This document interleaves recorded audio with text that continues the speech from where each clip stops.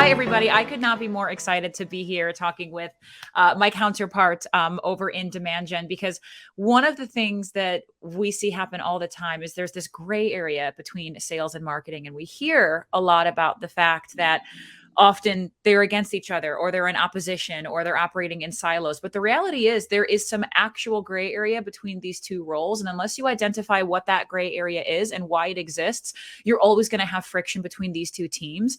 One of the things that I love about working at Spekit is the fact that our marketing and sales team is so unbelievably aligned, and we celebrate the gray areas. And that's part of what makes us have such a cohesive go forward strategy. And so if everybody could do that, and I wish every company I've ever worked at had the ability to work together the way that we do, but hopefully today, in the next 20 or so minutes, we can give you some of the ways that you can really play in the gray and have some fun. So what does that actually mean? If we go in and start to break down why things often break between sales and marketing, it's because the marketing alignment itself is actually hurting your org. When we poll people, 90% of sales and marketing professionals say that they're completely misaligned with their counterparts in sales or in marketing, which is leading to longer sales cycles. There's a ton of inefficiencies and double work that's being done. There's a lot of frustration on everyone's part, because ultimately everybody is marching toward the guiding light of what they need to get done, their metrics, their KPIs. And when they don't overlap in the right way, and in fact, they slam into each other, everyone just feels really, really frustrated. And look, not only is that a poor experience internally for all of your employees and peers, but also for your customers, right? They feel that from the moment that your customer learns about your brand until they're hopefully ready to renew and work with you for years to come. When you don't have your sales and your marketing team really aligned in those gray areas, it's a poor experience for everybody. So how do we identify what are the gray areas, right? One is, who owns nurturing customers? Who owns nurturing when they've never heard about your brand before, or if we've talked to them before and they didn't decide to engage, or if we shook their hand at an event, or maybe they bought a product years ago and we haven't talked to them since, or maybe they signed an agreement and had to put it on pause. And so there's this idea of, oh, let's nurture that customer and then come back around when it makes sense. Well, who owns that? And what does it look like? And should we be having both teams reaching out? And what should they be saying? And should they be talking about those things? That's pretty gray, right? And when marketing starts to engage with your customers, when should sales actually step in and help with that? Should they be a part of that initial messaging? Should that messaging come from them? Should they be messaging them at the same time? Or maybe marketing should be talking to one person to go to market, and then sales should be trying to talk to another person to go to market. And then at some point, hopefully we get them on the phone and we can bring everybody together. Right. And when does marketing say, okay, we've done the job at bringing you the lead and engaging the customer and generating that demand, and now sales, you go ahead and you run with it. Right. But then what happens when we say we have to nurture a customer we've already talked to? Then does marketing step back in? And then who tells them to step in? When does that happen? And who's responsible for all that email creation, right? Should sales write all of their own emails? And what if there's sequences for specific marketing events? And should we partner together on that? And really, who owns like the end of that communication, right? Does marketing get to say this is finalized? Does sales say this is finalized? Is it leadership on either? And that feels kind of gray. And then who's our target audience and ICP, right? Sales loves to go after and find their own deals and hunt their own deals. But what if they're not the targeted ICP of the customer? Then who has the free reign to go and say, look, I know on paper they're not who we're reaching out to, but this could be a really great fit for the business. Does sales do that? Does marketing do that? Can both of them do that? What if somebody makes a misstep? And then just the overall expectations around lead and lead flow and where they come from and what happens. The more we break it down, if you're anything like me, you start to sweat just a little bit around all of these areas where you can really accidentally step on toes. If one, you don't know what those gray areas are. And two, if it becomes really, really easy to then overlap on each other. Just watching Angela nod like, yes. Yeah. We've all been there. And I think something that you said, Christina, and why this presentation is named what it is just gray area. Like, I think both teams understand what the end goals are, and they understand what needs to be done. It's just understanding, okay, well, who owns what and what does it look like? And, where are the handoffs and how do we collaborate? So it's the stuff that is not as fine-tuned where the frustrations really start to come forward. And I think this graphic, we can all say probably we've experienced this at some point or another, especially working in marketing or sales, but where you have these siloed states, and that's pretty common. It happens all the time. It's pretty typical. It's hard to make that really nice connection and overlap and get rid of that gray area. But this is common. This is where all that gray area exists. And the problems here are that you're not really connecting the messaging that you're trying to portray for your customers. So you have product team, and they sort of know how they speak to customers and how they speak about the product itself, and they're so passionate about the terminology and the language they use. But if that handoff or that overlap isn't with marketing, then marketing might start to speak to things a little bit differently, or they might say, well, we've done XYZ research, and so we see that this is the real problem here, and here's how we're going to speak to it, and this is our audience. And then you have sales, who also has a different experience, and they might be doing their own sort of outreach and using different language. So then it's just sort of a misalignment for the customer, and the journey gets messy, and they're not exactly sure what the product does, or they're not sure if the features are actually going to solve the problems they have. And I think for the purposes of today's discussion, we're really talking about sort of that handoff between marketing and sales and the shared responsibilities. And the way I look at it is an analogy, and of course, a sports analogy. They're all so common. But for me, a less common sports analogy is for track and field. I ran track and field.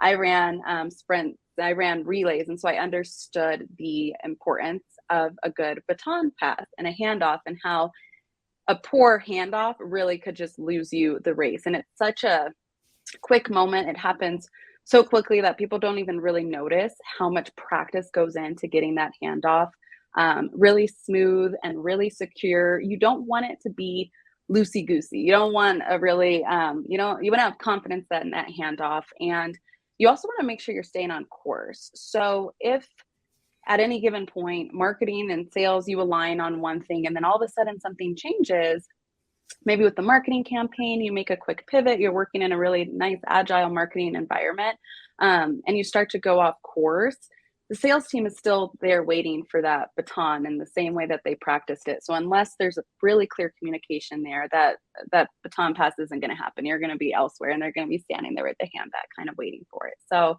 that's a lot of the current gray area. And then closing that gray area and getting to where we want to be is kind of, I think, the ideal state for most marketing and sales teams. They want to have some overlap. They definitely have some of their own respective areas where they manage some things where maybe overlap isn't important, but you really just want to work on reducing that gray area as much as possible so that it's very clear what's happening. And when you do that, you also build trust amongst teams. So if there's communication happening, there's a lot of connection, there's a lot of trust. No one's making assumptions because they're in this gray area, not really understanding what's going on. So they think, they might know what's going on. In marketing, we might think like, yeah, we know, like sales, they get the leads, right? And then they do an outreach sequence, and then they, try to get on the phone and book a meeting. We know that happens, but do we really know exactly what's going on? Are we just making assumptions?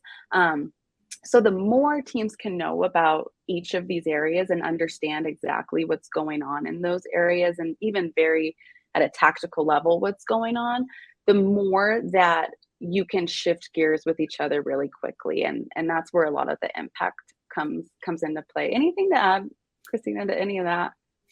No, I mean, the big thing that you're hitting on is there has to be communication, and there has to be an acceptance that both people can be working on the same thing. Like, it does not have to be this siloed environment of, well, this is marketing or this is sales. It really just kind of comes down to, okay, if we are both going to nurture this customer, or if we are both going to craft a product vision and storyline, then the idea is marketing and sales, they're my teammates in this. And let's look at a shared calendar to figure out when and where we're communicating and what that actually looks like. And let's determine for these types of customers, or maybe this industry, like it's better coming from marketing, right? Like these types of buyers respond more to a more polished message or a one pager versus somewhere else. They like something that's a bit more scrappy. So your strategy can get as in the weeds as you are willing to, but the bottom line there, and why this is called play in the gray, not avoid it, is because like it's okay in the gray, right? Like we can be in this area together where we both own things. It's the communication and the willingness to put down the ego and say, we're both going to own this. We're both going to drive to a shared result, and we're going to take turns addressing the customer to really create a delightful experience. Absolutely. And part of that communication on my side, on the demand gen side, is making sure that the sales organization understands also what the differences are between the demand generation initiatives and what actually lead generation initiatives are, and why that's actually important, right? So on the demand gen side, we're doing all the things to build brand awareness, to build trust, to really create an emotion and get people excited about this specific thing, and really just hone in on the feeling there, because we want to create a lot of positive sentiment around the brand and make sure that it resonates really well. So then when you do get to those lead generation tactics and campaigns, all of a sudden all of that reputation building and brand awareness is already there. The foundation's there. So, you are already seen as potentially a good option to help solve this person's problems. And I think that matters to sales, understanding the differences there, because in marketing, we not only need to deliver to sales someone who has a desire to take action. So that's sort of that demand gen side and someone who understands their problem, but also deliver someone who's educated enough on the area that we are selling into and the solutions and the features and what we do and their problems, so that when that handoff happens with sales, it's a really productive conversation. So I think both those things, the demand gen side, the lead gen side, they have to come together so that sales is getting, again, that lead that's ready to have an actually a good conversation. And you can start to see, if you're diving into the data and the reporting, when maybe that's not happening. If you start to look at some of those reasons of why leads are being disqualified or why things aren't moving forward, and you're starting to see sort of like those conversions go down between that handoff with sales and marketing, that's when you can start to kind of pinpoint, okay, so what on the lead gen or the demand gen side is missing? Is this person, do they not feel deeply enough that they have a problem and they need a solution for it? Or are they not educated enough on what our solution does to feel like it's a good fit for them? So both of those things, marketing has to keep a really tight pulse on to make sure that the collaboration between sales and marketing is really beneficial. Yeah. So when do you engage sales, right? So we talk about like play in the gray. It's great, but what does that actually mean? And what are the areas where we typically wind up tripping over each other that we can have really open conversations about? And I think one thing that I would advise that we do is ongoing consistent meetings where you talk about these things and you get aligned and then you execute and you have visibility into what each other is working on. So everything is out in the open. We are operating in the light. And the first thing is scoring models, right? If you're working at any B2B technology company or BDC technology company in the world, your sales reps are always like, what is the scoring model that went into this lead? And how do I know that I'm getting a really, really good lead? And on the flip side of that, you have marketers that are like, I want to make sure that we are targeting the right people and that we are giving the sales reps the right data that's going to enable them to make the right decisions and have the right kind of outreach. And so making sure that your scoring models and how you're actively going out and identifying ICP and then gut checking that consistently by having open feedback between your marketing team and your sales team is going to be really, really critical, because built into those scores also are like, what are the engagement scores that you have for intent and what can impact that, right? That might mean that a sales rep is doing what feels like super cold outbound to a customer for the very first time. And the customer may not respond to that email, but then they're going to go visit the website and they're going to click on a link. They're going to request a demo. And where that generated from a sales rep's doing cold outbound, now that engagement is making that a higher priority lead. So when sales knows that that could potentially happen, then we can really track how sales and marketing can work together to increase engagement and then score leads appropriately. When everybody knows the mechanism that goes into how we spit out that algorithm, we can move with a lot more velocity and not trip over each other. And then also, how does marketing impact nurturing to increase the score, right? So you have sales who have the ability to sort of tickle your leads and bring them in and bring up their nurture score. But on the same token, you've got marketing that can do the same thing. And they're doing it in very, very different and really, really unique ways, like ads, like event planning, like any other type of non-traditional form of marketing that your sales rep may not be doing. But when you're aware of how that's happening and how it's impacting the lead, you know how to open up that lead in your CRM, see exactly how that pre-customer has engaged with us so that we know how we can format our outreach. So everything out in the open in terms of scoring models will just create a lot less confusion between your teams.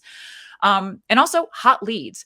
right? How do we know the people that need us to talk to them right now? The hot lead that's like, we need to follow up with them within an hour because they want to buy right now. How do we identify that? And what does it look like? And who's driving it there? So, what are the exact activities and scores that warrant scoring to an immediate MQL? Is your sales team aware of exactly what goes into that and why it's so important to reach out? And are they the right factors, right? Are your teams working together to, again, develop the right kind of algorithm that goes into that? A demo request is another really, really big one where typically you want to make sure that whatever systems you have in place to bring your leads up in front of the sales team, that it's grabbing the right kinds of activities. So it's great for sales reps to know that, hey, when I get an MQL, most of the time that might be a demo request. And then my call to action on that is to follow up within an hour because somebody wants to see our product right now, unless it's after hours or on the weekend and it's not possible. How do I get in front of them right away? And how am I aware that that is a motion that is happening where marketing is driving potential demo requests so that I can do my part and go ahead and leverage that demand? And then on top of that, pricing or quote requests. Does your sales team know how marketing is going to help drive those to the site? Do they know what the follow-up there should look like? Has sales and marketing combined together to figure out what the initial messaging on that should actually be? Do they go into a sequence? What do they say? How does it work? How do we make sure that those leads are actually delivered to the right sales rep in the right tier with maybe an account that's currently sitting in their territory?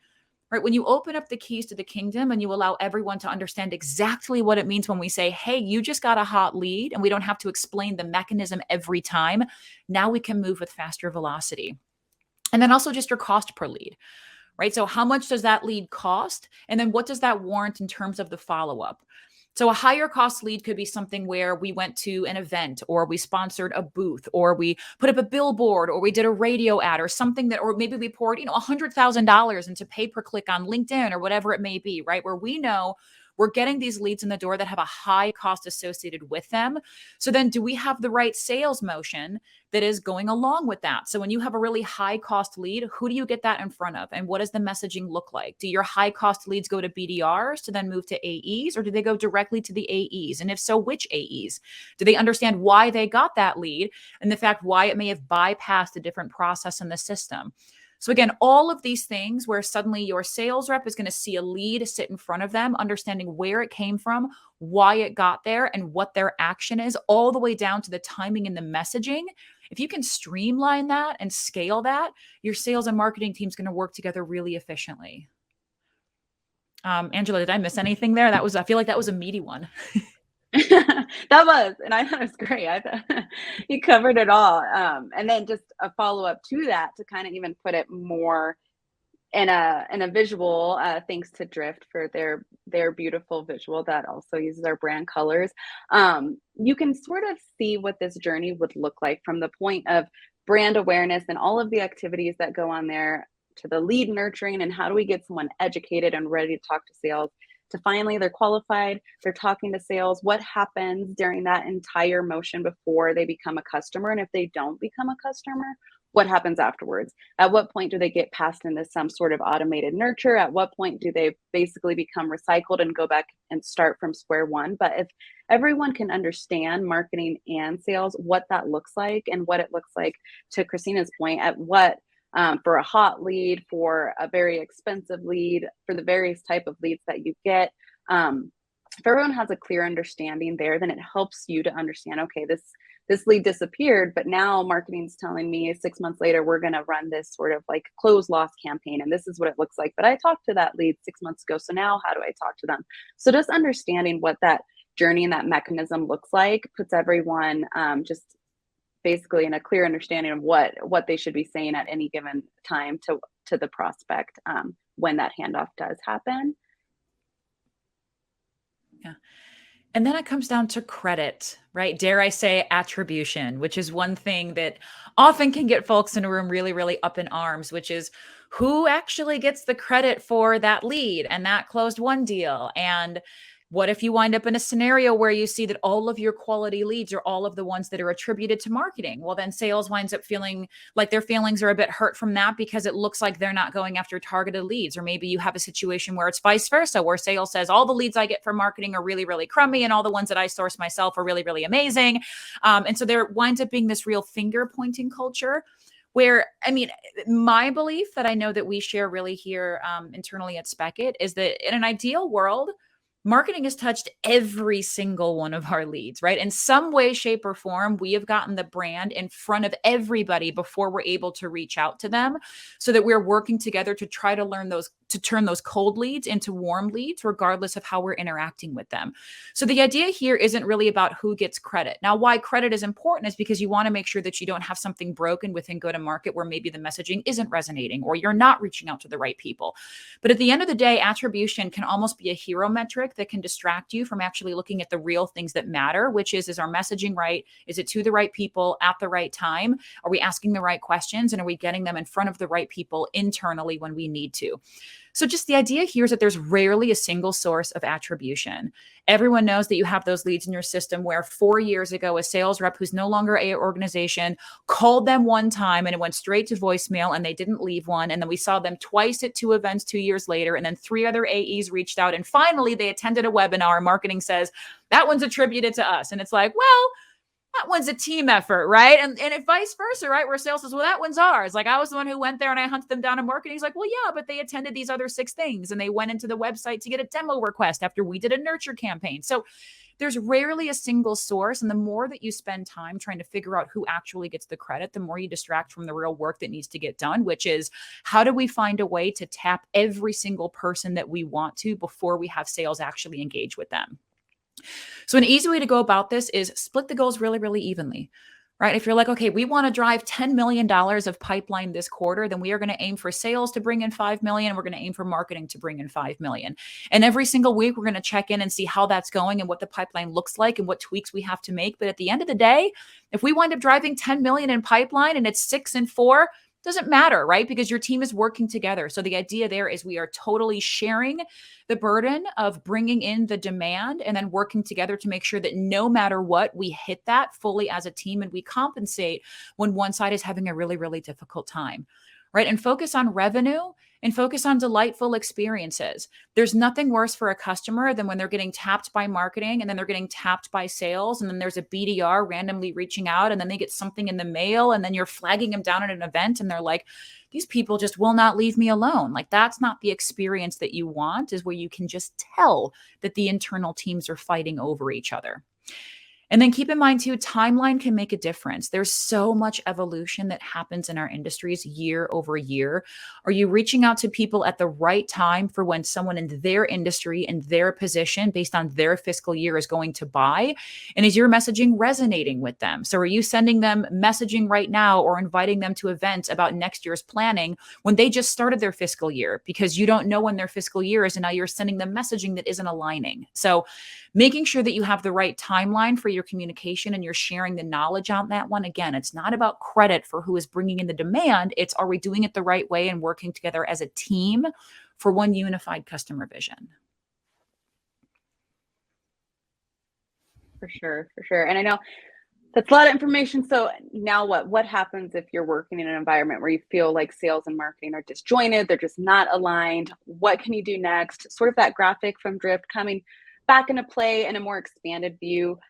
We recommend a customer journey map. It's something that we've been working on a lot at Spekit, and just really mapping out that entire journey from your customer, from the first time all of those demand gen efforts hit them and they start to see ads and brand awareness and they meet you at events, and what that looks like and what their experience is like and who owns it and who's talking to them, all the way through the sales motion and what that looks like and what sort of resources they're getting at any given point in time with sales after they've been handed off from marketing. And then when they do become a customer, how do we just continue to engage them, make them brand advocates, make sure that there's a really wonderful experience during that handoff as well. So this, get involved with customer success teams and make sure everyone understands this journey. And then if there's at any given point that person does not become a customer anymore, then what happens? Again, thinking about that graphic previously that I previously showed from Drift, what happens next? Is it time for marketing to step in? Should someone on the CS team continue to own that relationship? Should someone in sales own that relationship?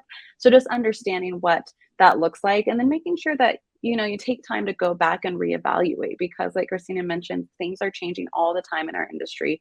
So that journey might change a lot over time. So making sure once you've gotten to a place that feels right, you're going back and as a team, as a revenue team, marketing team, CS organization, you're looking at that again and making sure it makes sense for your organization today. And then personas. Personas are huge. And shout out to our product marketing team who puts together some amazing persona research for us here at Spekit. But if marketing and sales has a really clear understanding on your various personas and your target audience and your ICP and who you're focused on, and they know how to speak to them, even if there is a little bit of ambiguity between what campaign is going out when and who owns it, or if sales feels like, hey, I'm just going to take the lead on these outbound efforts and do my own thing for a while, at least, at the very least, if they have an understanding of these personas, they're speaking the same language to the same person, and that there's a consistent message that's really, really resonating there. And I think that's super important. I would like to go back also to consumer based analogies, because sometimes they're easy to understand. But like for myself, Instacart might reach out to me or send me an ad that's very targeted based on my behavior, my demographics, and it might say something along the messaging of, you're a really busy mom, like use Instacart, you can save time, let someone else grocery shop for you, you can get that time back. And I'm like, yeah, that sounds kind of nice. And then I get an email from someone in the sales team saying something like, you'll love Instacart, it's great. There's so many different stores. You can try so many different things, branch out of your usual store. And I'm like, wait a minute, I guess that's cool, but I don't really need that. So maybe Instacart isn't what I thought it is. Maybe it's not for me. And not that those benefits aren't great for somebody else, but because the messaging for my persona got mixed up, now all of a sudden I don't feel like that product relates to me as much. And maybe I'm at that point realizing maybe this isn't the product for me. So really clear on personas. I think that's super helpful for marketing and sales alignment.